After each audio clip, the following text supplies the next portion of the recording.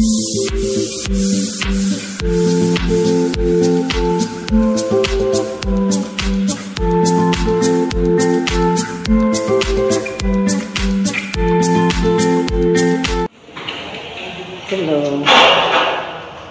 Hi guys. Magandang hapon sa inyo lahat guys. Nandito ako na sa Harvesting Hospital. Nagpagawa ng resibo guys. Yan. Daming pasyente guys.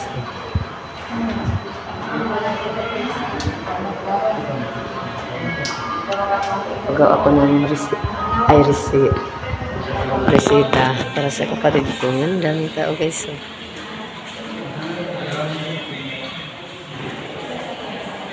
Kasi hindi ako bigyan sa Mercury pag wala akong resita guys.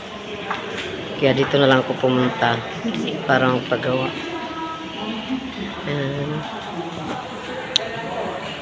Harvesting Hospital. Yes.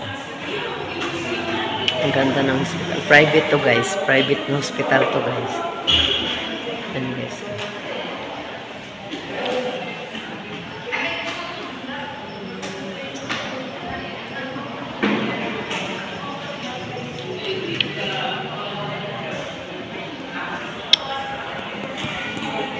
Dito ako lalabas ako guys. Ayun na. Kasi baka matawagin ako guys. Dito na lang ako. Sa loob.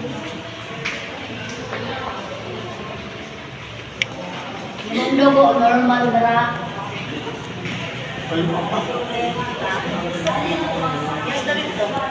Nag-aantay ako guys. Para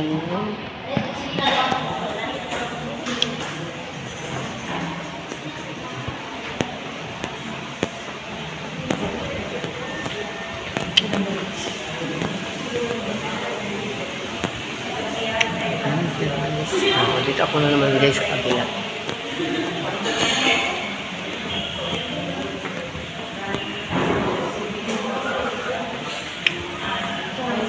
Lalabas ako guys.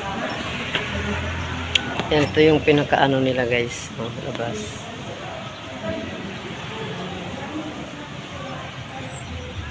Yan. Ito yung pinaka-entrance.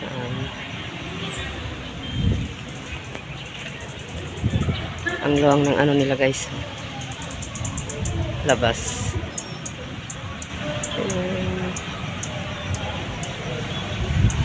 Ikutin ko guys. Ikutin ko yung ano nila dito.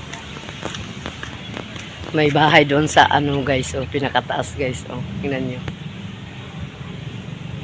Ang ganda guys, di ba?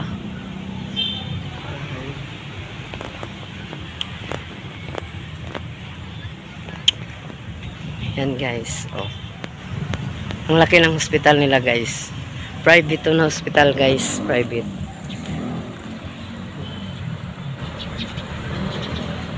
Ganda ng mga bulaklak.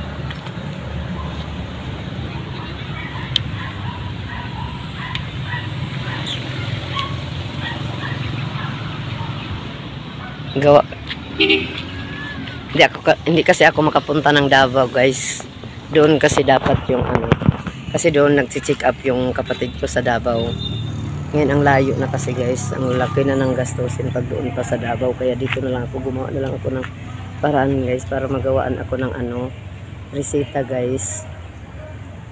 Kaya pasok ako ulit guys. Baka tawagin yung pangalan ko.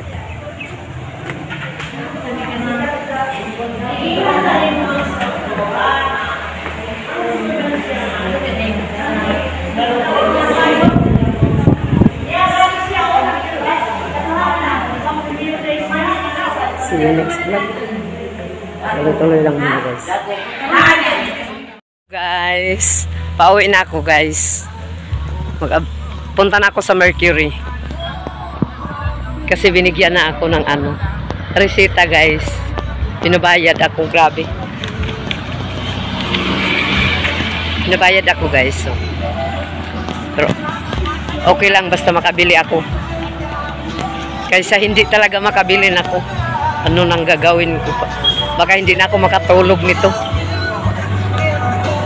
Hindi yun sa akin. Hindi yun sa akin guys ha. Sa kapatid ko yun. Ano kasi yun guys? ikwento ko sa inyo guys. Maglakad na lang ako papunta doon sa baba. Yung kapatid ko kasi niyan guys, nasa mga 20 years na siyang ganyan ang sakit niya guys. Ngayon, pag dating ng 25 years, doon ko pa nadala sa Davao. Ngayon, mabuti na lang, naawa siguro sa akin ng Panginoon guys. Alam niyo ba guys? Sus, grabe. Kung ikwento ko lahat, iiyak na lang ako guys. Kasi wala na kaming nanay at saka tatay. Pero yung nanay ko at saka tatay ko, bago sila namatay, 1 taon pa lang guys, sunod-sunod lang sila namatay.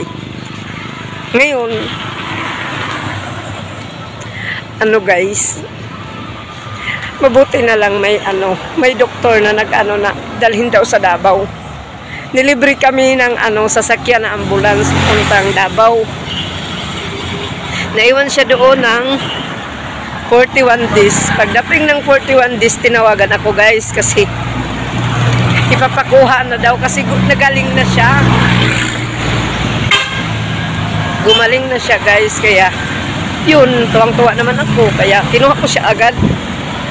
Hanggang ngayon, sobrang mahal ng gamot niya guys. Pero nagtiis lang ako. Iiyak ko na lang guys.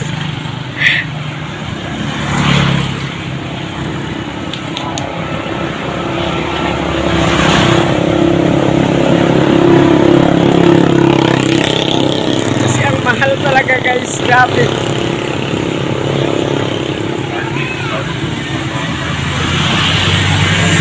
Okay, yun. Magantay na lang ako guys. Lalaki siya guys. Lalaki yung kapatid ko. Binata. 37 years old.